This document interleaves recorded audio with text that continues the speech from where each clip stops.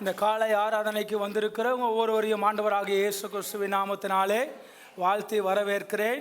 கர்த்தர் ஒவ்வொருவருக்கும் நல்லவராகவும் அவருடைய கிருபையை கொடுக்கிறவராகவும் அவருடைய இரக்கத்தை பாராட்டுகிறவராகவும் இருப்பாராக. நல்லா எடுத்துக்குவோம். வழக்கமாக நம்ம தியானிச்சுட்டு இருக்கிறோம். அதாவது எல்லா மாலை நேரத்திலேயும் தொடர்ந்து நம்ம தியானத்தில் இருக்கிறோம். அநேகர் வர்றீங்க, வராதவர்களுக்காக சோத்துறோம், வந்தவர்களுக்காக சோத்துறோம். ஸோ சேர்ந்து ஆசீர்வாதத்தை பெற்றுக்கொள்ளுங்க. ஹல்லேலூயா. கர்த்தர் யார்? அவருக்கு நாம் என்ன செய்யணும்? யார் உண்மையான கிறிஸ்தவன்? யாருக்குள்ள என்னென்ன குணங்கள் இருந்தால் அவன் யார், இந்த மாதிரி நடந்துக்கிட்டால் அவன் யார் அப்படின்லாம் வெவ்வேறான காரியங்களை நாங்கள் தியானிச்சுக்கிட்டு வரோம். அதனுடைய சார்பில் தான் இந்த நாளிலும் கர்த்தர் நம்மோடு கூட பேச போகிறார். ஹல்லேலூயா.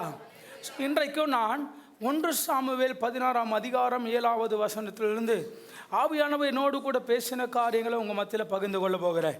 எடுத்து வாசிங்க. 1 சாமுவேல் 16ஆம் அதிகாரம் 16ஆம் அதிகாரம். சாமுவேலை நோக்கி, நீ இவனுடைய முகத்தையும் இவனுடைய சரீர வளர்ச்சியும் பார்க்க வேண்டாம், நான் இவனை புறக்கணித்தேன். மனுஷன் பார்க்கிறபடி நான் பாரேன். மனுஷன் முகத்தை பார்ப்பான், கர்த்தரோ இருதயத்தை பார்க்கிறார் என்றார். ஹல்லேலூயா. எல்லாருக்கும் வழக்கமான வசனம். நான் இவனை புறக்கணித்தேன். எவனை அப்படின்னு அப்புறம் பார்ப்போம்.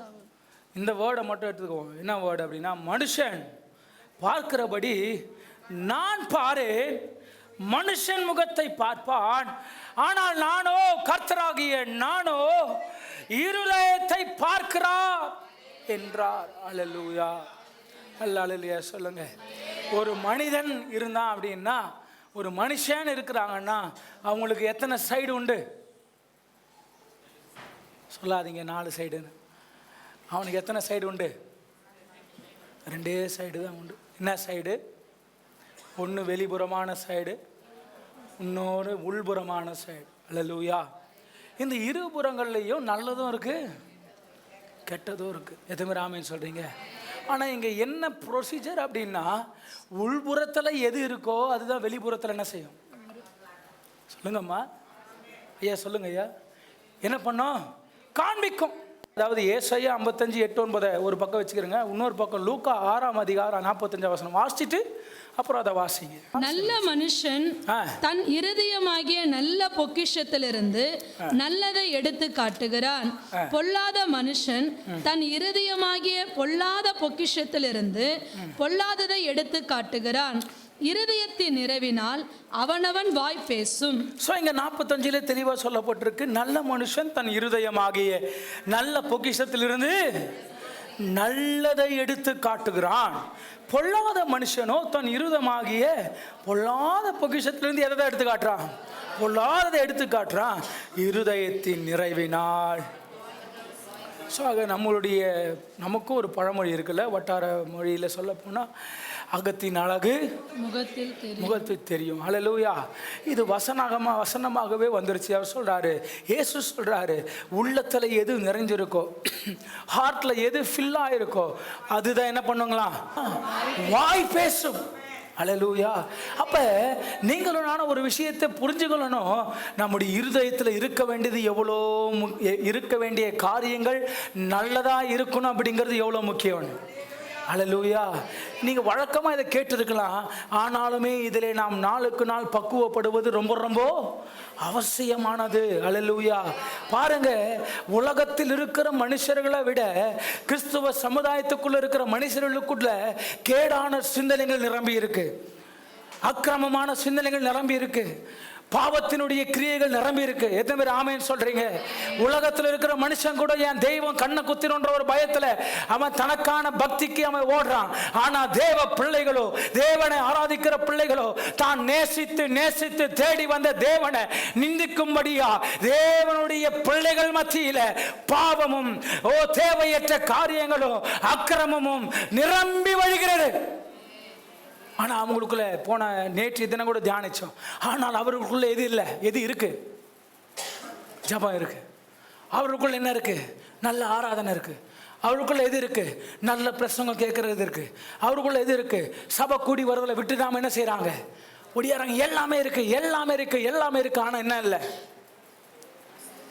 சொல்லுங்க, என்ன இல்லை? என்ன இல்லைங்க? சொல்லுங்க, என்ன இல்லை? நினைவில் என்ன இல்லை? இருதயத்தின் பலகணியில் என்ன இல்லை? சொல்லியிருக்கிறாருல்ல, பொல்லாத மனுஷன் தன் இருதயமாகிய பலகணிலிருந்து எதை தான் கொடுப்பான்? பொல்லாதான் கொடுப்பான். அல்லேலூயா. அப்போ பாருங்கள், நம்ம ஹார்ட்டினுடைய ஸ்லைட்டு பார்த்துருக்கீங்களா? ஸ்லைட்டில் அது எழுதுவோம்ல, அது போல் நம்முடைய ஹார்ட்டினுடைய ஸ்லைட்டில் என்ன எழுதணும்? நல்லதை எழுதணும். அல்லேலூயா. நல்லதை பதிக்கணும், நல்ல காரியங்களுக்கு இடம் கொடுக்கணும். அப்படி நாம் இடம் கொடுத்தோம் அப்படின்னா நம்முடைய வாய் எதை பேசும்? அந்த நல்லதை தான் பேசும். அல்லேலூயா. நம் தேவன் எதிர்பார்க்கிறது ஒன்று தாங்க. நான் சொல்கிறாரு, நீ வெளியே என்ன வேஷம் வேணால் தரிச்சிக்கலாம், எவ்வளோ பவுட்ரு பூசி என்ன மாதிரி அழகான சாரியை கட்டி என்ன கோட் சூட் போட்டாலுமே நீ வெளியே எவ்வளோ வேணால் அலங்காரம் பண்ணிக்கலாம். ஆனால் நான் நிச்சயமாக சொல்கிறேன், உள்ளுக்குள்ளே உனக்குள்ள அசிங்கமும் உனக்குள்ள வைராக்கியமும் குரோதமும் தேவையற்ற கடவுளுக்கு விரோதமான பாவங்கள் உள்ளே இருந்துச்சு அப்படின்னா நீ வெளியே என்ன அழகுதனம் பண்ணாலும் சரி, அது எப்படியா இருந்தாலும் என்ன செய்யும்? வெளியே வரும். அதனால தான் யாரை வேணால் ஏமாற்றலாம், யாரை ஏமாற்ற முடியாது. ஏன் அப்படின்னா அவர் அல்லேலூயா. இன்னொரு ஆங்கிளும் இருக்குது. நம்ம வெளியே திறந்து தான் அவர் சமூகத்தில் உட்காந்து ஆண்டவரேன்னு புலம்ப வேண்டிய அவசியம் இல்லை. நம்ம மனசளவில் நம்ம கொஞ்சமாக ஃபீல் பண்ணாலும், நம்முடைய இருதயத்தில் கொஞ்சமாக நோகப்பட்டாலும், நம்முடைய இருதயம் கொஞ்சமாக பாரத்தை ஃபீல் பண்ணாலும் அவரால் உணர முடியும். அல்லேலூயா. பாவத்தை மாத்திரம் உணர்த்துறவர் கிடையாது, நம்ம கஷ்டத்துலேயும் நம்ம கூட பங்கெடுக்கிறவர், நம்முடைய வேதனையிலும் நம்ம கூட பங்கெடுக்கிறவர், நம்ம படுற துயரங்களையும் அவர் அறிஞ்சிருக்கிறாரு. ஒரு வேளை நாம் இங்கே இந்த நேரம் சொல்ல முடியாத காரியங்களில் சொல்ல முடியாத விஷயங்களை உள்ளுக்குள்ளே போட்டு குமரிட்டு இருக்கிறான். ஆனால் கர்த்தர் உங்களை என்னைய பார்த்து சொல்கிறாரு, நான் உன் உள்ளந்திரியங்களை ஆராய்ந்து அறிந்திருக்கிறேன். வெளி தோற்றத்தை பார்க்குறவனை வெளியே சிரிக்கலாம், நீ வெளியே சந்தோஷமாக இருக்கிற மாதிரி இருக்கலாம், ஆனால் நான் உன் உள்ளத்துக்குள்ளே என்ன போகுதுன்னு எனக்கு தெரியும். உன் உள்ளத்துக்குள்ளே என்ன சிந்திச்சுட்டு இருக்கிறேன்னு எனக்கு தெரியும். உன் உள்ளத்துக்குள்ளே என்ன குமுறல் உனக்குள்ளே போயிட்டு இருக்கிறது எனக்கு தெரியும். அதை நான் பார்த்து கொள்வேன். ஏன்னா இந்த வருடத்தின் வாக்குத்தத்தம் யெகோவா ஈரே, எல்லாம் பார்த்து கொள்பவர். அல்லேலூயா. நல்லல்லே சொல்லுங்க. ஒருவேளை வெளியே ஐயோ நான் ஆம்பளை, என்னால் ஓப்பனாக நினைப்ப முடியாது, அழ முடியாது, புலம்ப முடியாது, ஆனால் உங்களை பார்த்து கர்த்தர் சொல்றாரு, ஐயா உங்க உள்ளந்திரியங்களை அறிந்திருக்கிறவர் அவர் ஒருவர் தான். நீங்க கவலைப்படாதீங்க, வெசனப்படாதீங்க, யாரும் எனக்கு இல்லை, யாரும் ஷேர் பண்ண இல்லையேன்னு கர்த்தர் சொல்றாரு. உன் உள்ளந்திரியங்களை அறிந்திருக்கிற, உன்னுடைய வீக்னஸ் எல்லாம் புரிஞ்சு வச்சிருக்கிற, உன்னுடைய அழுகுறதை நான் கேட்டு இருக்கிற, உனக்கு என்னது தேவைன்னு உன் உள்ளத்துக்குள்ள போனா போதும், உள்ளத்துக்குள்ள மனநிலையம் பண்ணா போதும், நான் அதை அறிஞ்சு உனக்கானதை செய்வேன்னு சொல்றேன். அல்லேலூயா. அவர் தாங்க நம்ம ஆராதிக்கிற கர்த்தர், அவர் தாங்க நம்ம நம்புற கர்த்தர். அல்லேலூயா. பாருங்க, அப்படியா இங்க ஒரு மனுஷனை கர்த்தர் தெரிந்தெடுக்க வந்திருக்கிறார். இங்க என்ன சம்பவம் உங்களுக்கு எல்லாருக்குமே நல்லா தெரியும். என்ன சம்பவம் அது? தாவீதை அபிஷேகம் பண்ணப்படுவதற்காக, அபிஷேகம் பண்றதுக்காக யார் அனுப்புறார்? தேவன் அனுப்புறாரா? யார் அனுப்புறாரு? எந்த ஊருக்கு அனுப்புறாரு? பெத்லெகேம் என்னும் ஊர், ஈசாய் வீட்டுக்கு அனுப்புறாரு. அங்க போன உடனே என்ன செய்யறார் சாமுவேல்? முன்னாடி வசனத்தை வாசிங்க.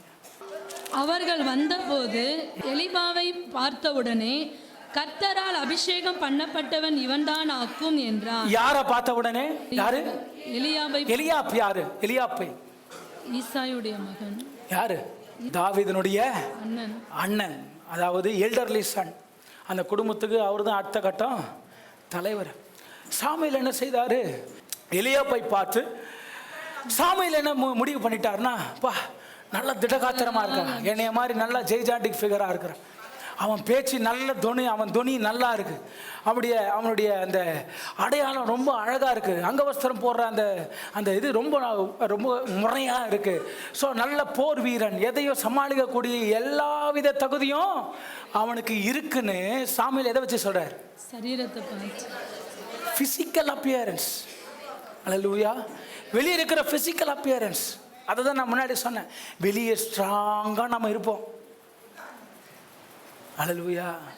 வெளியே பார்த்தீங்கன்னா யூ ஆர் ஏ அயன் லேடின்னு வாங்க, வெளியே பார்த்தாப்பா நான் இரும்பு மனிதன் போல இருக்கா அப்படின்னு வாங்க, ஆனால் கொஞ்சம் நோண்டி விட்டா பொட்டன்னு உடஞ்சி கீழே வந்துடுவாங்க. அல்லேலூயா. கொஞ்சம் ஒரு சின்ன பிரச்சனை கூடவே இருக்கிறவங்க கொஞ்சம் ஏமாத்திடட்டுமே, உடனே என்ன செய்வாங்க?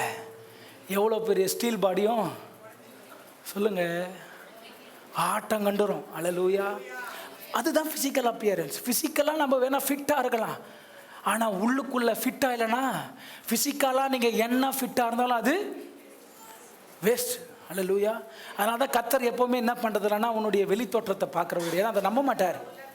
எப்படி இந்த உலகம் நிரந்தரம் இல்லையோ அப்படியா இந்த வெளி தோற்றமும் நிரந்தரம் இல்லாதது ஒன்று. அல்லேலூயா. அதனால தான் கர்த்தர் எப்பவுமே வெளி தோற்றத்தை நம்ப மாட்டார். அவர் நம்புகிற விஷயங்கள் எது அப்படின்னா உங்கள் உள்ளத்துக்குள்ளே இருக்கிற காரியங்களை தான் நம்புவார். உங்கள் உள்ளத்துக்குள்ளே இருந்து எது புறப்படுதோ அதை தான் நம்புவார். உங்கள் உள்ளத்துக்குள்ளே என்ன சிந்தனை சிந்திக்கிறீங்களோ அதை தான் நம்புவார். அல்லேலூயா. அப்படியா இங்க கர்த்தர் சொல்றாரு, சாமுவேல் வெளி தோற்றத்தை பார்த்து இவன் தான் அடுத்த ராஜான்னு அவர் முடிவு பண்ற, அபிஷேகம் பண்ணல, முடிவு பண்ணி வச்சிருக்கிறாரு. ஏன்னா சவுல் எப்படியாப்பட்டவர்? இங்க சாமுவேல் நீங்களும் நானும் என்ன செய்ய முடியாது, குற்றம் சொல்ல முடியாது. ஏன்னா சாமுவேலுடைய பார்ட்ல இருந்து நீங்க திங்க் பண்ணி பார்த்தீங்கன்னா சவுல் எப்படிப்பட்டவர்? நல்ல பலசாலி, நல்ல உயரம் இல்ல. கர்த்தர் அப்படிப்பட்ட ஒரு மனுஷனை தேர்ந்தெடுத்தார்ல, அப்ப கட்டாயமா அப்படியே தான் என்ன பண்ணுவார், இப்பயும் தேர்ந்தெடுப்பார்ன்ற ஒரு முடிவில் தான் அவர் அந்த திங்க் பண்ணார். இன்னொரு விஷயம் என்னன்னா, அந்நாட்களில் இருந்த இஸ்ரேலுடைய வழக்கத்தின்படி எப்பவுமே குடும்பத்தில் இருக்கிற எல்டர்லி சன், மூத்த குமாரனுக்கு தான் மரியாதை, ஃபர்ஸ்ட் ப்ரியாரிட்டி. இப்போவும் நம்ம வழக்கத்துலையும் அப்படி தான் இல்லை. இப்போ நிறைய விஷயங்கள் மாறி போச்சு. ஆனால் பாருங்கள், எப்போவுமே குடும்பத்துக்குள்ளே மூத்த குமாரனுக்கு தான் என்ன பண்ணுவாங்க, மூத்த பிள்ளைகளுக்கு தான் எப்போவுமே ப்ரியாரிட்டி, ஃபர்ஸ்ட் ப்ரிஃபரன்ஸ். அல்லேலூயா. அது கூட அதே போல் அந்த வழக்கம் அப்பயும் இருந்துச்சு. ஸோ அதனால அதெல்லாம் வச்சு தான் ஸோ எப்படி சவுலை தேர்ந்தெடுத்தாரோ அப்படி தான் என்ன செய்வார், தேர்ந்தெடுப்பார். ஸோ குடும்பத்தை சொல்லிட்டாரு, ஈசாயின் குடும்பம்னு சொல்லிட்டார், இங்கே போக சொல்லிட்டார். இடம்லாம் கரெக்டு, ஆளும் கரெக்டு, குடும்பமும் கரெக்டு. ஆனால் எது கரெக்ட் இல்லை? சாமுவேல் சூஸ் பண்ண நபர் கரெக்ட் இல்லை. அல்லேலூயா. அல்லேலூயா. ஊழியக்காரன் தான், தீர்க்கதரிசி தான், வேதத்தை தியானிக்கிறவர் தான், கர்த்தருடைய வார்த்தையை கேட்குறவர் தான், அவருக்குமே ஒரு சின்ன சறுக்கு உண்டாகுது. அல்லேலூயா. யார் கர்த்தருடைய சித்தத்திற்குரியவங்கிற கண்டுபிடிப்பு, யார் கர்த்தருடைய சித்தத்திற்குரியவங்கிற அந்த கண்டுபிடிப்பு அவருக்குள்ள என்ன பண்ணல, வேலை செய்யலை. அல்லேலூயா. உடனே கர்த்தர் சொல்கிறாரு, ஏப்பா நான் அவனை புறக்கணிச்சிட்டேன், அவன் என் சித்தத்திற்குரியவன் இல்லை. நீ வெளி தோற்றத்தை பார்க்குற, நான் உள்ளான மனிதனுக்குள்ளே இருக்கிற இருதயத்தை பார்க்குறவன். அவன் மற்றவர்களுக்கு மறைவாய் நீ என்ன செய்கிறாங்கிறத பார்த்தவன். அல்லேலூயா. இதை வச்சு தான் அவர் யாரை சூஸ் பண்ணுறாருன்னா, அந்த குடும்பத்தில் கடைசியாக தள்ளப்பட்டு ஒதுக்கப்பட்டு காட்டுக்குள்ளே மேய்ந்துட்டுருக்கிற, காட்டுக்குள்ளே அலைஞ்சிட்ருக்கிற தாவீதை அவர் என்ன செய்கிறாரு, தெரிந்து கொள்ளுகிறார். அல்லேலூயா. கொஞ்சம் வெயிட் பண்ணு, கொஞ்சம் அமைதி காத்துரு, உன்ன அந்த ஆள் வரல கேளுன்னு சொல்றாரு சாமுவேல் கிட்ட. அவங்க அப்பா என்ன செய்யறாரு, மாறி மாறி மாறி அடுத்த குமாரலை காட்டுறாரு. யாருமே செலக்ட் ஆகலை. எங்கேயோ கடைசியாக ஒரு கடா குட்டி இருக்கிறான். ஆமாம், அவன் ஆடு மேய்ச்சின்னு இருக்கிறான். அவன் என்ன பண்ணிட்டு இருக்கிறாங்க, குடும்பத்துக்காக உழைச்சிட்டு இருக்கிறான். அவன் ஒருத்தர் இருக்கிறான் அப்படின்னு சொல்கிறத கூட எப்படி தான் சொல்லியிருக்கிறாரு. ஆமாம், அவனை ஒரு பொருட்டாவே என்ன பண்ணல, பெத்த தகப்பன் கூட என்னல. பாருங்கள், எங்கே நம்ம தள்ளப்பட்டு இருக்கிறோமோ அங்கே நீங்கள் ஒரு காரியத்தை புரிஞ்சுக்காங்க, அங்கே நீங்கள் சந்தோஷப்படுங்க. தாவீது மேலே கர்த்தருடைய பார்வை போச்சு, சுற்றி திரிஞ்சிச்சு அவருடைய கண்ணு. அடுத்த ராஜாவை யாரை ஏற்படுத்தலாம், பாருங்க. அன்னைக்கு இருந்த நபர்களிலேயே, ஜனங்களுக்குள்ளேயே தாவீது மட்டும்தான் கொஞ்சமாவது என்ன பண்ணான், கர்த்தருக்கு உரியவனாக நடந்துக்கிட்டான். அல்லேலூயா. எனக்கு ஒரு 3 விஷயங்கள் பிடித்தது. நான் இதை நிறைய சொல்லியிருக்கிறேன்னு நினைக்கிறேன், ஆனாலுமே நான் ரிப்பீட் பண்ண விரும்புகிறேன். எனக்கு தாவீது கிட்ட பிடிச்ச ஒரு 3 விஷயங்கள் எனக்கு ரொம்ப பிடிக்கும். அந்த விஷயங்கள் என்னென்னா, 1 சாமுவேல், எதனால தாவீது மேலே கர்த்தருடைய பார்வை வந்துச்சு, எதனால தாவீதை கர்த்தர் சோஸ் பண்ணார், எதனால தாவீதை கர்த்தர் அவ்வளோவா நேசித்தார். சின்ன பிள்ளையாக இருந்தாலும் தாவீது மேலே ஏன் கர்த்தருடைய கண்ணு போச்சுன்னா, தாவீது செய்த காரியங்கள் நிறைய இருக்குது. ஆனால் இந்த 3 விஷயங்கள் எனக்கு ரொம்ப பிடிக்கும். வாசிங்க 1 சாமுவேல் 17ஆம் அதிகாரம் 45ஆம் வசனம். அதற்கு தாவீது பெலிஸ்தனை நோக்கி, நீ பட்டயத்தோடும் ஈட்டியோடும் கேடகத்தோடும் என்னிடத்தில் வருகிறாய். நானோ நீ நிந்தித்த இஸ்ரவேலுடைய இராணுவங்களின் தேவனாகிய சேனைகளுடைய கர்த்தரின் நாமத்திலே உன்னிடத்தில் வருகிறேன். ஆமென். என்ன சொல்றாருங்க இங்க? நீ பட்டயத்தோடும் ஈட்டியோடும் கேடகத்தோடும் என்னிடத்தில் வருகிறாய். ஐயா, நீ உன்கிட்ட இருக்கிற ஆயுதத்தை நம்பி வர, அதுதான் உன்னை காப்பாற்றும் நீ நம்பி வர, அதுதான் உன்னை பாதுகாக்கும் நீ நம்பி வர, அதுதான் உனக்கு வெற்றி இருக்குன்னு நீ நம்பி வர. ஆனா நீ நல்லா உன்னை புரிஞ்சுக்க, உனக்கு நிகரா என்ன வச்சு பார்த்தீங்கன்னா ஒன்னும் இல்லதான். ஆனா எனக்குள்ள இருக்கிற நீ நிந்திக்கிற தேவன், எனக்குள்ள இருக்கிற நீ கஷ்டப்படுத்துற தேவன், எனக்குள்ள இருக்கிற நீ அசிங்கப்படுத்தின தேவன் எனக்குள்ள இருக்கிறாரு. அவர் எனக்கு பலனை கொடுப்பாரு. சின்ன கல்லை வச்சு உன்னை ஒண்ணு இல்லாம ஆக்குவே. அப்படின்னா இங்க என்ன அப்படின்னா, தாவீது தன்னுடைய பயத்தின் மேல சாரல. அதே அதிகாரம் 18ஆம் வசனம். அதாவது சவுலுக்கு பிசாசு பிடிக்குது, பிசாசு பிடிச்சி கஷ்டப்படுறான். அப்போ தன்னோட இருந்த உடன் வேலைக்காரன் என்ன சொல்கிறான்னா, இப்படியே ஒரு கிண்ணற வாசிக்கிறவன் இருக்கிறான், அவன் ஆராதனை செஞ்சு அவனுக்குள்ளே இருக்கிற பிசாசு அசுத்த தேவனால் உண்டாக்கப்பட்ட அசுத்தாவி ஓடி போவா அப்படின்னு சொல்கிறான். உடனே கொண்டு வான்னு சொல்கிறாரு. அப்போ அந்த ஊழியக்காரன் தாவீதை குறித்து ஒரு சாட்சி சொல்கிறான். வாசிங்க 18ஆம் வசனம். அப்பொழுது அந்த வேலைக்காரில் ஒருவன் பிரதியுத்தரமாக, இதோ பெத்லகேமினாகிய ஈசாயின் குமாரன் ஒருவனை கண்டிருக்கிறேன். அவன் வாசிப்பதில் தேறினவன். அவன் யாரா? Musician. he is a good musician. நல்லா வாசிக்க கூடியவன், தேறினவன். அவன் வித்துவான், அதுல வித்துவான் அவன். ஹல்லேலூயா. அடுத்தது யாரு? அவன் பராக்கிரமசாலி. அவன் யாரா அப்படின்னா தாவீது இங்க நோஞ்சான் கிடையாது. அப்ப தாவீதுக்குள்ள என்ன இருந்திருக்கு? ஸ்ட்ரென்த் இருந்திருக்கு. எதை வச்சு சொல்றானா, அவன் என்ன பண்ணியிருக்கான்? சிங்கத்தையே முறியடிச்சிருக்கான், கரடியவே முறியடிச்சிருக்கான். ஹல்லேலூயா. அதை வச்சு சொல்றான் அவன் ரொம்ப ஸ்ட்ராங்கஸ்டான பர்சன், ரொம்ப ஸ்ட்ரென்த் உள்ள ஆளு, அவன் பராக்கிரமசாலி, யுத்த வீரன். அவன் யாரு? யுத்த வீரன். யுத்த வீரன். யுத்த வீரன், யுத்தத்திற்கு அவன் தகுதி உள்ளவன். காரிய சமர்த்தன். காரிய சமர்த்தன், காரியக்காரன், காரியத்துல கரெக்டா இருக்கிறவன். அடுத்தது சௌந்தரியம் உள்ளவன், அழகுள்ளவன், ரொம்ப பியூட்டியான ஒரு ஆளு, ரொம்ப ஹேண்ட்ஸமான ஒரு பர்சன். அடுத்தது கர்த்தர் அவனோடு கூட இருக்கிறார். இந்த வார்த்தை ரொம்ப ரொம்ப முக்கியம். இது வேலைக்கார சொல்றான், ஐயா அவன் கூட இருக்கிறவர் கர்த்தரே. ஹல்லேலூயா. நம்மளை பார்த்து அப்படி சொல்லணுங்க. அவங்க கிட்ட நீங்க வச்சுக்காதீங்க, அவங்க கூட இருக்கிறவரு ஆசை இருக்கா? ஆசை இருக்கா?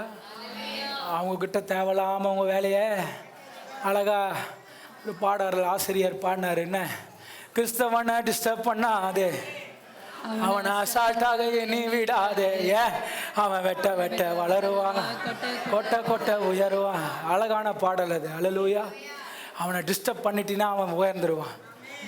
நிறைய பேர் ஆமாங்க, நிறைய கம்யூனிஸ்ட் ஆளுங்க டிஸ்டர்ப் பண்ணுறதுக்கு பயப்படுறாங்க. நம்மளை கொஞ்சம் டிஸ்டர்ப் பண்ணிட்டா நம்ம கண்ணு விழிஞ்சிரும். நம்மளை கொஞ்சம் நோண்டிட்டா நம்ம என்ன செய்திருவோம்? எலும்பி. ஆனாலும் ஊழியத்தை செய்திருவோம். அவனுக்கு நல்லா தெரியும். ஆனாலும் அவன் அமைதியாகிறான். அவன் அமைதியாக இருக்கிறத பார்த்து நாமளும் என்ன பண்ணுறோம்? அக்செப்ட் பண்ணிக்கலாம். அதெல்லாம் ஒத்துக்க மாட்டிங்களே. இல்லை, உண்மையாக சொல்லுங்கள், உண்மையாக முன்ன மாதிரி ஊழியம் செய்கிறீங்களா இப்போ? ஆனால் இங்கே நீங்கள் சாக்கெல்லாம் சொல்லக்கூடாது. வயசாகிடுச்சு, குடும்பம் பெருசாகிடுச்சு. ஏசு அப்படி சாக்கு சொன்னார்னா, நான் வருஷம் வருஷமாக வாழ்ந்துனுக்கிறேன், உனக்கு பாடுபட்டு எனக்கு ஓஞ்சி போச்சு, இனிமேல் உனக்கு ஏன் பாடு பண்ணோம், கொஞ்சம் நான் ரெஸ்ட் எடுத்துக்கிறேன், ரெஸ்ட் எடுத்துறேன்னா ஒரு இமை பொழுது அவர் கண்களை நம்மிடமிருந்து மறைத்தார்னா நம்ம கெதி. பக்கத்தில் பார்த்து சொல்லுங்கள், நம்ம கெதி அதோ கெதிங்க. ஆமாம், ஒரு இமை பொழுது, ஒரு இமை பொழுது. ஹல்லேலூயா.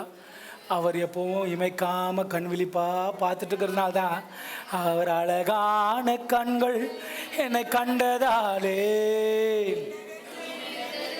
நான் உயிர் வாழ்கின்றேன். ஆமாவா? அப்படி அழகான கண்கள் நம்மளை பார்த்துட்டே இருக்கிறதுனால தான் முடிஞ்சு போச்சுன்னு நினச்ச நம்ம உயிர் வாழ்ந்துட்டுருக்குறோம். வாழ்க்கை க்ளோஸ்ன்னு நினச்ச நம்ம இன்றைக்கி உயிர் வாழ்ந்துட்டுருக்குறோம். எல்லாம் முடிஞ்சிச்சுன்னு நினச்ச நம்ம இன்றைக்கும் வாழ்ந்துட்டுருக்குறோன்னா அவருடைய கண்ணு நம்ம மேலே நோக்கமாக. ஹல்லேலூயா.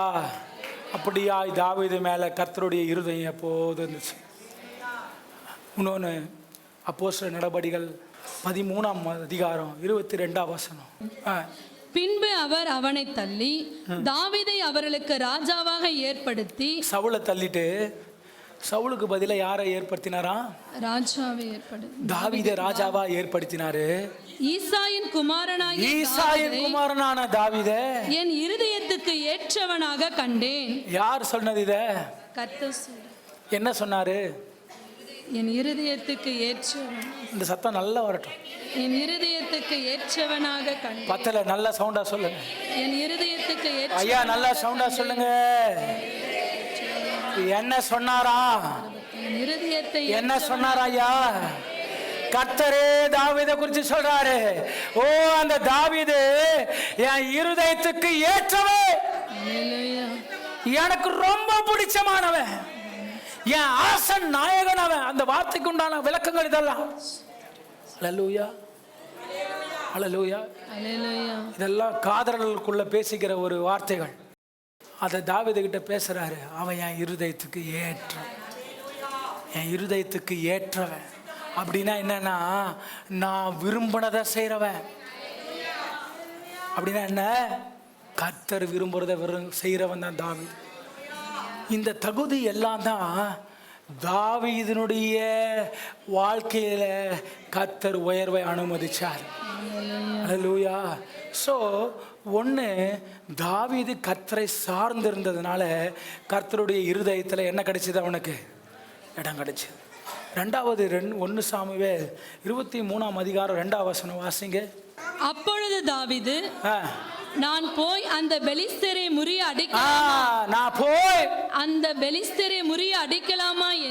அடிக்கலாமா என்று கர்த்தரிடத்தில் விசாரித்ததற்கு, நான் போய் இந்த வேலையை செய்யலாமா, இந்த காரியத்தை செய்யலாமா, இதை நான் பண்ணட்டுமா வேணாமான்னு கர்த்தருடைய சமூகத்துல போய் நான் விசாரிச்சுட்டு வரேன், நான் கேட்டுட்டு வரேன். இந்த ஒரு குணம் தாவீதுக்குள்ள இருந்ததுனால தான் கர்த்தருடைய இருதயத்தில் தாவீது உகந்தவனா இருந்தான். அல்லேலூயா. கர்த்தருடைய இருதயத்தில் அவன் ஏற்றவனா இருந்ததுக்கு இது ஒரு ரீசன். அவன் விசாரிக்கிறவனா இருந்தான். அல்லேலூயா. எது செய்தாலும் கர்த்தருடைய பருவத்தில் அமர்ந்திருந்த, ஆண்டவரே நான் அதை செய்யட்டுமா, கர்த்தாவே நீங்க இதை அனுமதிக்கிறீங்களா, இது என் வாழ்க்கைக்கு ஏற்றதா, இந்த இடத்துக்கு நான் போலாமா வேணாமா, இந்த போரை நான் நடத்தட்டுமா வேணாமா, இந்த ஜனத்தின் மத்தியில் நான் போர் தொடுக்கலாமா வேணாமான்னு எல்லாவற்றையும் விசாரித்து விசாரித்து விசாரித்து கர்த்தருடைய சமூகத்தில் அமர்ந்திருக்கிற ஒரு மனுஷன். அல்லேலூயா. 1 கர்த்தரை சார்ந்திருக்கிறவனா இருந்தான். 2 கர்த்தரை விசாரிக்கிறவனா இருந்தான். 3வது வாசிங்க 2 சாமுவேல் 6ஆம் அதிகாரம் 14வது வசனம். தாவீது சணல் நூல் ஏபத்தை தரித்துக்கொண்டு தன் முழு பலத்தோடும் கர்த்தருக்கு முன்பாக நடனம் பண்ணினான். அல்லேலூயா. அல்லேலூயா. இந்த சம்பவம் என்ன? எனக்கு பிடிச்ச 3வது ஆக்டிவிட்டி தாவீதுக்குள்ள இருந்ததுன்னா, கர்த்தருக்காக எதையுமே அவன் பொருட்டான மாட்டான். கர்த்தர் முதல்ல, அப்புறம் தான் எல்லாம். அல்லேலூயா. நான் இப்படி சொல்ல விரும்புகிறேன். கர்த்தருடைய பலிபீடம் வந்த உடனே அங்கே ஒரு சின்ன குழந்தையான தாவீது வந்துட்டான். ஆடு மேய்ச்சப்போ இருந்த அந்த சின்ன பையன் தாவீது வந்துட்டாங்க. அல்லேலூயா. ஆக்சுவலாக இந்த சம்பவம் நடக்கும்போது தாவீது யாரு? அவனுக்கு கல்யாணம் ஆயிடுச்சா? என்ன டவுட்டாக சொல்கிறீங்க? ஆயிடுச்சு தானே. ஏன்னா ராணி அங்கே நின்று திட்டினதுக்கு தான் அந்த அம்மா மலடி ஆகிட்டாங்க. ஆமாம், குழந்தைய பிறக்கலை. பாருங்கள், அதெல்லாம் ஜாக்கிரதையாக இருக்கணும். கர்த்தருக்கு விரோதமாக பேசுனாங்கன்னா நடக்கும், இல்லாமை உண்டாகும். மலட்டுத்தன்மை நான் சொல்ல விரும்பலை, இல்லாமை உண்டாகும். அல்லேலூயா. அதனால தான் சொல்கிறது, கர்த்தருக்கு விரோதமாக எப்போவுமே நம்ம என்ன செய்யக்கூடாது, பேசக்கூடாது. கர்த்தருக்கு ஆராதனை செய்கிறாங்கன்னா அவங்கள கிண்டல் பண்ணக்கூடாது. கர்த்தருக்காக காரியங்களை செய்கிறாங்கன்னா அவங்கள நக்கல் பண்ணக்கூடாது. பண்ணோம்னா நமக்குள்ளே இல்லாமல் வந்துடும். ஏன்னா அவங்க செய்கிறது உங்களுக்கு செய்யலை, எனக்கு செய்யலை, கர்த்தருக்கு செய்கிறான். அல்லேலூயா. அவளை பரியாசம் பண்ணுறோம். என்ன நீ பாடுற, என்ன நீ ஆராதனை பண்ணுற, என்ன அப்படி பண்ணுற, என்ன இப்படி பண்ணுறன்னு சொல்கிறது கூட தப்பு தான். அல்லேலூயா. ஜாக்கிரதை போடுங்க. அவங்களுக்குள்ளே இல்லாமல் வந்துடும், உங்களுக்குள்ளே இல்லாமல் வந்துடும். சபிக்கலை, நான் ஃபேக்டை பேசுகிறேன். சபிக்கிறேன்னு தப்பாக எடுத்துக்காதீங்க, நான் ஃபேக்டை பேசுகிறேன். எப்பவுமே சரி, எப்பவுமே சரி. அதனால தான் தேவ மனிதர்கள் என்ன செய்யக்கூடாது? குறை பேசக்கூடாது, நக்கல் பண்ணக்கூடாது, நயாண்டி பண்ணக்கூடாது. ஏன்னா வேதம் தெளிவாக சொல்லுது, இல்லாமை உண்டாயிரும். அல்லேலூயா. வெறுமை உண்டாயிரும். தாவீது, அதை விட்டுருங்க, அது ஒரு சப்ஜெக்ட், தனி சத்தியம். அது இன்னொரு நாள் பேசும். தாவீது, இப்போ இங்கே வாங்க. தாவீதினுடைய முன்னாடி கர்த்தருடைய பலிபீடம் போகும்போது அவனை மறந்துட்டான். அவன் யாருங்கிறத மறந்துட்டான். அவனுடைய தகுதி என்னன்னு மறந்துட்டான். அவன் என்ன பண்ணான்? சணல் ஏபோத்தை போட்டுக்கிட்டு, சணல் நூலாக செய்யப்பட்ட அந்த ஒரு துணியை போட்டுக்கிட்டு அவன் என்ன செய்ய ஆரம்பிச்சிட்டான்? இந்த வார்த்தையை நீங்கள் பிடிக்கணும். எப்படி செய்தானா? எப்படி செய்தானா? தன் முழு சொல்லுங்க, எப்படி செய்தானா? வாய்த்தினே சொல்லுங்க, எப்படி செஞ்சானா? முழு பலத்தோடு. அவன் நடனம் ஆடினான்னு முடிச்சிருக்கலாம்ல. ஏன் இந்த வார்த்தையை மென்ஷன் பண்ணோம்? சும்மா இப்படி ஆட்டுறது இது என்ன நளினம்? அது ஸ்டைலாக வலிக்காமல் உடம்பு என்னப்பா இப்படி ஆட்டுறது என்னப்பா? இது வலிக்காமல் ஸ்டெப் போடுறது இல்லை, டிஃப்ரென்ஸ் இருக்குல்ல. முழு பலனை செலவு பண்ணி டான்ஸ் ஆனால் என்ன ஆகுங்க? கை கால் வலிக்கும், இடுப்பு வலிக்கும், மூட்டு வலிக்கும். அதுதான் முழு பலன். எப்படின்னு கேட்குறீங்களா? வலிக்காமல் ஆடுற டான்ஸ்னு ஒன்று இருக்குது, வலிச்சு ஆடுற டான்ஸ்னு ஒன்று இருக்குது. எதில் கர்த்தர் பிரியப்படுவார்னா வலிச்சு ஆடுற டான்ஸ் தான் பிரியப்படுவார். அல்லேலூயா. வலிக்காமல் ஆமேன்னு சொல்கிறது. ஆமேன்னு சொல்லுங்க. Super, thank you. இது வலிக்காமல் சொல்கிற ஆமேன். வலிச்சு சொல்கிற ஆமேன் அது. இந்த ஆமேன் ஏன் முன்னாடி இல்லை? எவ்வளோ ஏமாத்துறோம் நம்ம. நல்ல ஒரு அலையிலேயே சொல்லுங்க பார்ப்போம். சார் ரைட்டிங்க. ஒரு பாடல் பாடினாலும் சரி, எதை செய்தாலும் முழு பலனா செய்யுங்க. வலிக்கணும் வயிறு, இப்படி தொண்டை கட்டணும். அல்ல செஞ்சு காட்டணும்னா செய்யலை இல்லை. தேவனுடைய சமூகத்தில் முழு பலனை வெளிப்படும். அல்லேலூயா. அப்புறம் செத்துட்டா கூட பிரச்சனை இல்லை. அல்லேலூயா. நாம மகிமை அடைவோம். ஆமாம், கர்த்தருடைய சமூகத்தில் உன் மேலே முழு பலனை செலவு பண்ணிட்டேன்னா அதுக்கப்புறம் என்னன்னாலும் பிரச்சனை இல்லை. அந்த முடிவில் வாங்க. அந்த மனப்பக்குவம் நமக்கு உண்டாகட்டும். அல்லேலூயா. தேக்கி வச்சு என்ன செய்ய போகிறோம்? உடம்பு வலிக்காமல் பாதுகாத்து என்ன செய்ய போகிறீங்க? ஒன்றும் செய்ய போகிறோம். உடம்பு வலிக்கணும், நரம்பு இழுக்கணும், கால் வலிக்கணும், பாதம் தேயணும், முட்டி தேயணும், ஆமே, தொண்டை வெடியணும், வயிறு வலிக்கணும். வேதம் சொல்லுது, அவருக்காக நீங்கள் எதை இழந்தாலும் அதை ரெட்டை தனியாக கொடுப்பார். அதுக்காக நான் செய்ய சொல்லலை, ஆனால் அது சத்தியம். அவருக்காக நீங்கள் உங்கள் பலத்தை இழந்தீங்கன்னா, அவருக்காக உங்கள் பலவீனங்களை இழந்தீங்கன்னா, அவருக்காக உங்கள் சரீரத்தை இழந்தீங்கன்னா அதில் பலன் ரெட்டை தனியாக கிடைக்கும். அல்லேலூயா. நம்ம ஒரு விஷயத்தை செய்யும் போது ஒரு முழு ஈடுபாடோடு செய்யலைன்னா அந்த விஷயம் செய்கிறதே வேஸ்ட். ஆமாம் தானே? பாருங்கள், அங்கே என்ன இருக்காதுன்னா உங்களால் அந்த முழுமையை உங்கள் மனசு உணராது, உங்கள் வெற்றியை உங்கள் மனசு உணராது. நீங்களே உணராத பட்சத்தில் எப்படி வெற்றி வரும்? எப்படி நமக்கு முழுமை கிடைக்கும்? அல்லேலூயா. ஆகையினால்தான் சங்கீதக்காரன் எப்பவுமே சொல்லிக்கிட்டே இருக்கிறாரு, கர்த்தருக்காக நீங்கள் எதை செய்தாலும் அதை முழு இதயத்தோடு அன்பு கூறுவே, இன்னும் அதிகமா ஆராதிப்பே, இன்னும் அதை மென்ஷன் பண்ணிட்டே இருப்பார். உம்மை முழு உள்ளத்தோடு ஆராதிப்பே, முழு அன்பு கூறுவே, ஆராதனை ஆராதனை.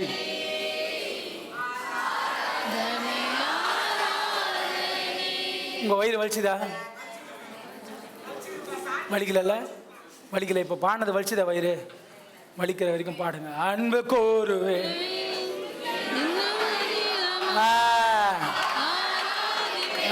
வேணும் சத்தம் சத்தம். அன்பு முழு பலன் வரட்டும், தொண்டை வலிக்கட்டும். ஆமென். இன்னும் ஆர்வமாய் உம்மை முழு உள்ளத்தோடு ஆராதிப்பே முழு வேலத்தோடு அன்பு கூறுவே ஆராதனை.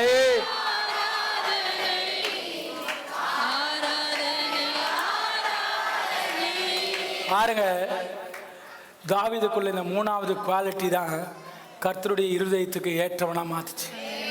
அல்லேலூயா. அவன் கர்த்தருக்காக எதை செய்தாலும் அதை முழு பலனோடு செய்தான். இப்படி ஒரு வார்த்தை நான் சொல்ல விரும்புகிறேன். கர்த்தர்னு வந்துட்டா அவனுக்கு எதுவுமே பொருட்டல்ல. பக்கத்துல சொல்லுங்க, தாவீதுக்கு கர்த்தர்னு வந்துச்சுன்னா எதுவுமே அவனுக்கு பொருட்டல்ல. அது போல உனக்கும் எனக்கும், சொல்லுங்க உங்களுக்கும் எனக்கும் கர்த்தர்னு வந்துட்டா எதுவும் பொருட்டா தெரியக்கூடாது. கர்த்தர் தான் ஃபர்ஸ்ட், அப்புறம் எல்லாம் நெக்ஸ்ட், அப்புறம் எல்லாம் நெக்ஸ்ட். சொல்லுங்க சொல்லுங்க சொல்லுங்க. அப்புறம் எல்லாம் நெக்ஸ்ட், அப்புறம் பணம் நெக்ஸ்ட், அப்புறம் உறவு நெக்ஸ்ட், அப்புறம் சொந்த மதங்க நெக்ஸ்ட், எல்லாம் நெக்ஸ்ட். அல்லேலூயா. அதனால தான் அவன் போய் ஆடினான், இல்லைன்னா ஆடி இருக்க மாட்டான். அல்லேலூயா. அவன் ஸ்தானத்தை நினச்சிருந்தானா, தகுதியை நினச்சிருந்தானா, ராஜாங்கிற யோசனை அவனுக்குள்ளே இருந்துச்சுன்னா, பெருமை அவனுக்குள்ளே இருந்துச்சுன்னா கட்டாயமாக ஆடி இருக்க மாட்டான். அவனுக்குள்ள அன்னைக்கு ஒரு சின்ன தாவீது வெளியே வந்துட்டான்.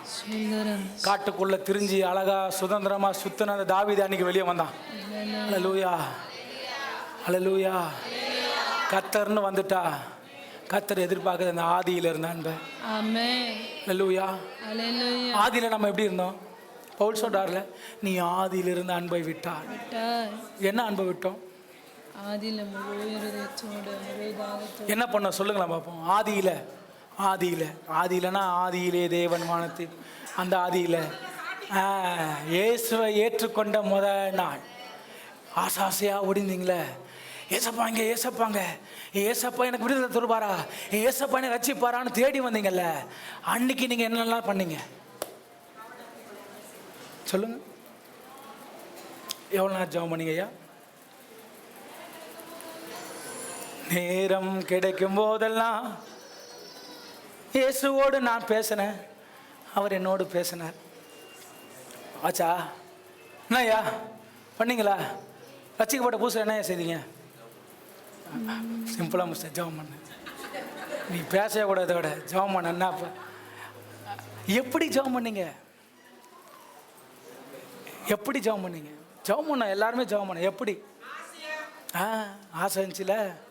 ஏன்னா அப்போ நமக்கு கஷ்டம் இருந்துச்சு, பாடு இருந்துச்சு, சூனியம் கட்டு இருந்துச்சு, பிசாசு பிடிச்சிருந்துச்சு இல்லை, நம்மளை இல்லாமல் அப்படியே அப்படியே நம்மளை என்ன சொல்கிறது, ஆமாம் நம்மளை அப்படியே சிக்கி நம்மளை இல்லாம அப்படியே போட்டு புளிஞ்சுது இல்லை. அப்போ நமக்கு இயேசு எப்படி இருந்தார்? விடுதலையின் கர்த்தாவே, நாலு முழுக்க அவராகவே நினைக்கிறது, ஃபாஸ்டிங் போடுறது இல்லை, 3 எப்படி வாரத்துக்கு அட்லீஸ்ட் 2 முறையாவது என்ன செய்கிறது, ஃபாஸ்டிங் போட்டு ஜெபம் போடுறது. இது எப்போ நடந்துச்சு? சபை டைமிங்னா 8 மணி, 8:30 கூட இல்லை, 8 o'clock. அல்லேலூயா. வெள்ளிக்கிழமை ஆராதனைன்னா ஏன் வந்தோம்? புரிஞ்சுதா உங்களுக்கு? அப்போ அதிசயத்தையும் அற்புதத்தையும் நம்பி வந்தோம் செய்யணும்னு இல்லை. அதுக்காக என்ன பண்ணோம்? விடாம ஜெபம், விடாம வேத வாசிச்சோம். எங்கெல்லாம் ஜெபம் நடக்குது, எங்கெல்லாம் ஜெபம் நடக்குது, ஓடி ஓடி என்ன பண்ண ஜெபத்துக்குள்ள போய் உட்காருவோம் இல்ல. ஆனா இப்ப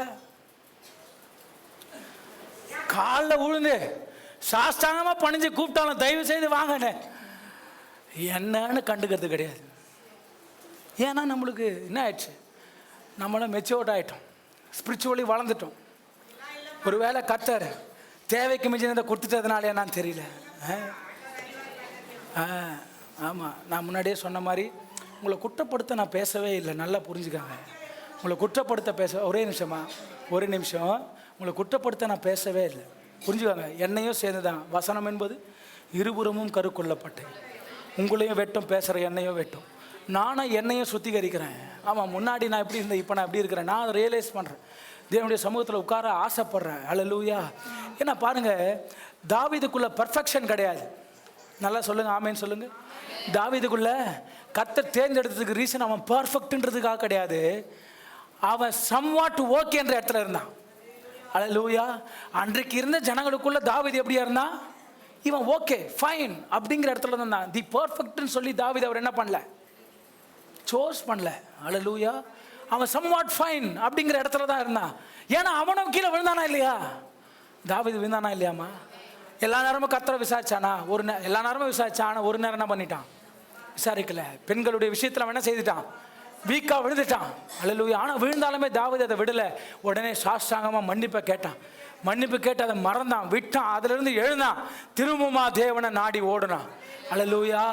ஸோ நம்ம எல்லாமே தி பர்ஃபெக்ட்லாம் கிடையவே கிடையாது. அல்லேலூயா. எல்லா குறைவுள்ள மனிதர்கள். ஆனால் நான் ஒரு காரியத்தை சொல்கிறேன், நல்லா புரிஞ்சுக்கங்க. நமக்குள்ள என்ன நடந்தாலும் சரி, கர்த்தருக்காக நான் எப்பவுமே இந்த வார்த்தையை சொல்வதுண்டு, எப்பவுமே காம்ப்ரமைஸ் பண்ணாதீங்க. கர்த்தருக்கு தவிர வேற எதுக்காக என்ன பண்ணிக்காதீங்க, காம்ப்ரமைஸ் பண்ணாதீங்க. தயவாக கேட்குறேன், ப்ளீஸ் பண்ணி கேட்குறேன். அதனால தான் பவுல் இந்த வார்த்தையை சொல்கிறாரு, ஆதியில் இருந்த அன்பை என்ன பண்ணாத, விட்டுறாதீங்க, விட்டுறாதீங்க. நீங்கள் ஆதியில் தேவனை எப்படி நாடி ஓடி வந்தீங்க, எப்படியெல்லாம் அங்கேயும் இங்கேயும் ஓடி சுவிசேஷத்தை சொன்னீங்க. இப்போ குடும்ப பாரம் ஏறி போச்சு, குடும்ப பிரச்சனைகள் ஏறி போச்சுங்கிறதுக்காக தேவனை விட்டுறாதீங்க. பாருங்க ஐயா அம்மா, குடும்ப பிரச்சனைகளை விட, பாடுகளை விட, கஷ்டத்தை விட என் தேவன் பெரியவர், என் தேவன் பெரியவர். அவருக்காக நீங்க செய்தா அவர் ஏதாயிலும் உங்களுக்காக எனக்காக செய்வார். என் தேவன் எனக்கா ஏதாகிலும் செய்திடுவா, என்றாகிலும் என்னை மறந்தது உண்டா? அவன் நம்மை மறக்கிற தேவன் அல்ல. ஆமா, நீங்க செய்யாத போனதுனால அவர் உங்களை மறந்துட்டாருங்கிறது கிடையாது. அவர் நம்ம மேல் நினைவா இருக்கிறவர், அவர் எல்லாம் பார்த்து கொள்பவர். ஆனா நம்ம செய்ய வேண்டிய காரியங்களில் நாம் உண்மையாய் உத்தமமாய் அவருக்கான காரியங்களை செய்து கொண்டே இருக்க வேண்டும். மரண பரியந்தம், நம்முடைய நாசியில சுவாசம் நிக்கிற வரைக்கும் கர்த்தருக்காக காரியங்களை ஏதாகிலும் செய்துகிட்டே இருக்கணும். ஏன்னா அவர் நமக்காய் ஏதாகிலும் நமக்காய் செய்கிறார். அல்லேலூயா. ஒன்று செய்ய போறீங்க, 2 நிமிஷம் தரேன், முடிஞ்சிச்சு. 2 minutes தரேன். பெண் எடுங்க கையில், பெண் எடுங்க கையில். எப்படி தாவீதுனுடைய பலி, கர்த்தருடைய பலிபீடத்தை பார்த்த உடனே தாவீதுக்குள்ளே இருக்கிற அந்த சின்ன புள்ள தாவீது வெளியே வந்தானோ, அப்படியே இந்த நேரத்தில் இந்த சமயத்தில் கர்த்தர் உங்கள் நடுவாக இருக்கிறார். அவருடைய பிரசனமும் நடுவாக இருக்குது. இப்போ உங்கள் மனசுக்குள்ளே ஒரு திரும்பி ரினிவலை கொண்டு வாங்க. ஆதியில் நான் எப்படி இருந்தேன், எதையெல்லாம் நான் தேவனுக்காய் உற்சாகமாக செய்தேன், இப்போ நான் என்ன செய்யறது இல்லை, இனியாவது நான் அதை செய்ய போகிறேன் அப்படிங்கிற விஷயங்கள் எத்தனை வேணா இருக்கட்டும். உங்களுக்கு நான் 2 minutes டைம் தரேன். அதை இப்போ கடன்னு எழுதுங்க. நீங்கள் பார்த்து ஜெபம் பண்ணுற இடத்துல எழுதுங்க, சும்மா எழுதுறாதீங்க, பார்த்து எழுதுங்க. இப்போ உடனே எழுதுங்க. பைபிள்லையோ எங்கேயோ நீங்கள் பார்க்குற இடங்கள்ல நான் முன்னாடி எப்படி இருந்தேன், இப்போ நான் எதை நான் விட்டுட்டேன், ஆதி நாட்களில் நான் தேவனுக்கு பிரியமாக எதெல்லாம் செஞ்சேன், இப்போ நான் என்ன செய்யறதில்லை. எழுதுங்க, எல்லோரும் எழுதுங்க. பார்க்குற இடத்துல எழுதி வைங்க. நான் எதை விட்டுட்டேன், ஆதியில் நான் என்னென்னலாம் செய்தனே, தேவனை எவ்வளோ பிரியமான தேடினல, என்னையா பிரியமான தேடினல, அதெல்லாம் இப்போ நான் என்ன செய்யலை அப்படிங்கிறத எழுதுங்க. பல நேரங்கள் குடும்ப சூழ்நிலைகள் நம்மளை அதை செய்ய விடாமல் தடுத்துருக்கும். பலவித பலவீனங்கள் அதை செய்ய விடாமல் தடுத்துருக்கும். போராட்டங்கள் அவைகளின்படி வாழ விடாமல் தடுத்துருக்கும். அதையெல்லாம் இப்போ ரினியூ பண்ணுங்க. இல்லை, என்ன நடந்தாலும் சரி நான் கர்த்தருக்காக என்னை இழந்தாவது நான் காரியத்தை செய்வேன். அதை விசுவாசத்தோடு எழுதுங்க. நீங்கள் எழுதுறதை கர்த்தர் செய்யறதுக்கு உதவி செய்வார். நீங்கள் எழுதுறதை கர்த்தர் உதவி செய்வார். ஷா கடா பவுலமா நான் தியாந்தாரு. ஒரு அர்ப்பணத்தோடு ஜபத்தோடு எழுதுங்க. ஏசப்பா, ஆண்டவரே எனக்கு உதவி செய்யுங்கப்பா, இதில் நான் இப்போ ரொம்ப வீக் ஆகிட்டேன் ஆண்டவரே, நான் ரொம்ப வீக் ஆகிட்டேன்ப்பா, எனக்குள்ளே ஏதோ ஒரு வெதுவெதுப்பு தெளிவுபடுதே ஆண்டவரே, அது மாறட்டும் எனக்குள்ளே. ஓ, தேவையற்ற சண்டையினால, தேவையற்ற பொச்சரிப்புகள்னால, தேவையற்ற எரிச்சலின் நிமித்தமாக எனக்குள்ளே உம்முடைய ஆவிக்குள்ளே இருக்கிற அனல் எனக்குள்ளே குறைஞ்சி போச்சே, அதற்காக நான் என்னெல்லாம் செய்தேனோ அதை இப்போ நான் செய்கிறது இல்லையே, அதை செய்கிறதுக்கு எனக்கு உதவி செய்யுங்கப்பா சொல்லி எழுதுங்க. நான் நேரமெல்லாம் உம்முடைய சமூகத்தில் உட்காந்துருப்பேன், 1 மணி நேரம் இருந்தாலும் போகிறதே தெரியாது. ஆனால் இப்போ என்னால் 10 நிமிஷம் கடக்கிறதே ஒரு பெரிய விஷயமா இருக்குது. நாள் முழுதும் டிவிலேயும் நாள் முழுதும் ஃபோன்லேயும் நேரம் செலவாகி போயிடுது. ஆண்டவரே இதெல்லாம் மாற்றுங்க ஆண்டவரே. எப்படி உங்களுடைய பலிபீடத்தை பார்த்த உடனே தாவீதுக்குள்ளே இருந்த சின்ன பையன் வெளியே வந்தானோ, எப்படி கர்த்தர்னு நினச்ச உடனே அவன் எல்லாத்தையும் மறந்து இறங்கி தேவ சமூகத்தில் ஆனந்தமாக ஆடி பாடி கர்த்தரை துதிச்சானோ, அந்த ஒரு மனப்பான்மை, அந்த ஒரு ஆவி, தாவீதுக்குள்ளே இருந்த அந்த ஆவி இப்போது எங்களுக்குள்ள ஊற்ற பண்ணுங்கப்பா. அப்படியே வேதனை மேலே கையை வச்சு ஜெபம் பண்ணுங்க. இயேசுவின் நாமத்தில் ஆண்டவரே, இதையெல்லாம் செய்யக்கூடாதபடி எனக்குள்ள தடை பண்ணிட்டு இருக்கிற, எனக்கு விரோதமாக எழும்பி தடை வேலையை செய்து கொண்டு இருக்கிற பொல்லாத ஆவிகளை அதமாக்குகிறப்பா. வானமண்டல பொல்லாத ஆவிகளை சுட்டரிக்கிற ஆண்டவரே, என்னை பலவீனப்படுத்துகிற பொல்லாத ஆவிகளை சுட்டரிக்கிறான்ப்பா. என் கர்த்தருக்காக எங்களுக்காக நீங்க ஏதாகிலும் செய்றீங்க, நாங்களும் ஏதாகிலும் செய்யத்தக்கதான ஒரு பராக்கிரமத்தை, ஒரு வல்லமையை, ஒரு பலனை எங்களுக்குள்ள ஊற்றுங்க, எங்களுக்குள்ள ஊற்றுங்க, எங்களுக்குள்ள ஊற்றுங்க. ராபாலா ஷாடா தானாமா, எங்களுக்குள்ள ஊற்றுங்க ஆண்டவரே, எங்களுக்குள்ள ஊற்றுங்கப்பா, எங்களுக்குள்ள ஊற்றுங்க ஆண்டவரே, எங்களுக்குள்ள ஊற்றுங்க ஆண்டவரே. நாங்கள் எழுதினதை, எங்க மனசுல நீங்க போட்ட நினைவுபடுத்தினதை ஆண்டவரே இனி விடாமல் என்னுடைய வாழ்க்கையில நாங்கள் அவைகளை கடைபிடிக்க கர்த்தாவே உதவி செய்யுங்க, கர்த்தாவே உதவி செய்யுங்க. எனக்கு எவ்வளவு வேலை இருந்தாலும் சரி, எவ்வளவு கமிட்மெண்ட் இருந்தாலும் சரி, எத்தனை கோடி பணம் ஆண்டவரே அதை சமாளிக்க, அதை நிர்வகிக்க எனக்கு நேரம் இருந்தாலும் சரி, அதன் மத்தியில உமக்காய் செய்ய வேண்டிய காரியங்கள்ல நான் தடை இல்லாம அவைகளை செய்ய கர்த்தர் எனக்கு உதவி செய்யுங்க, கர்த்தர் எனக்கு உதவி செய்யுங்க, கர்த்தர் எனக்கு உதவி செய்யுங்க. எபேசியர் 1:4 தமக்கு முன்பாக நாம் அன்பில் பரிசுத்தம் உள்ளவர்களும் குற்றமில்லாதவருமாயிருப்பதற்கு அவர் உலக தோற்றத்துக்கு முன்னே கிறிஸ்துவுக்குள் நம்மை தெரிந்து. இத்தனை பேர் உணர்றீங்க தேவஜனமே, உங்களை என்னையாவது அறிந்து கொண்டது இப்ப இல்லை, உங்களை என்னைய தெரிந்து கொண்டது ஒரு 10 வருஷத்துக்கு முன்னாடி இல்லை, உங்களை என்னை தேடி வந்தது இந்த 20 வருஷத்துக்கு முன்னாடி அல்ல, உங்களை என்னை தேடி வந்தது ஒரு 40 வருஷத்துக்கு முன்னாடி அல்ல. உங்களை என்னை எப்ப தேடி வந்தார் தெரியுமா ஐயா? உலகம் தோன்றுவதற்கு முன்னமே, உலகம் தோன்றுவதற்கு முன்னமே நீங்க இங்க பிறப்பீங்க, நீங்க இந்த குடும்பத்துல வளருவீங்க, நீங்க இங்க போவீங்க, இந்த நேரம் நீங்க ரட்சிக்கப்படுவீங்க, இந்த நேரம் நான் உன்னை தேடி வருவேன், என் ரட்சிப்பை பெற்றுக்கொள்வீங்க, நீங்க சமாதானமா வாழ்வீங்க, என்னைய சேவிப்பீங்கன்னு அவர் இப்ப சொல்லல, அது உலக தோற்றத்துக்கு முன்னதாகவே உங்களே என்னையோ அவர் முன் குறிச்சிருக்கிறாரே.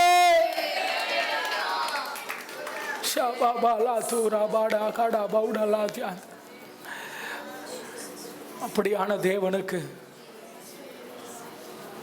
நாம் செய்ய வேண்டியது என்ன தெரியுமா? நம்முடைய இருதயத்தின் பலகணியில என்ன எழுதியிருக்கணும் தெரியுமா? 2 வார்த்தை எழுதியிருக்கணும். அன்பில் பரிசுத்தம், குற்றம் இல்லாமை. சொல்லுங்க, என்ன எழுதியிருக்கணும்? அன்பில் பரிசுத்தம், குற்றம் இல்லாமை.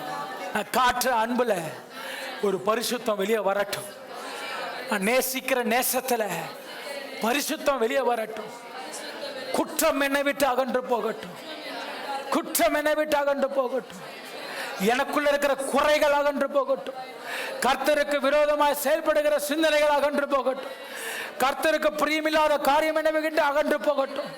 கர்த்தரனை பார்த்து சொல்லணும், என் இருதயத்துக்கு ஏற்றவன், என் இருதயத்துக்கு ஏற்றவன், நீ என் இருதயத்துக்கு ஏற்றவன், நீ என் இருதயத்துக்கு ஏற்றவன். கர்த்தரனை பார்த்து சொல்லணும்.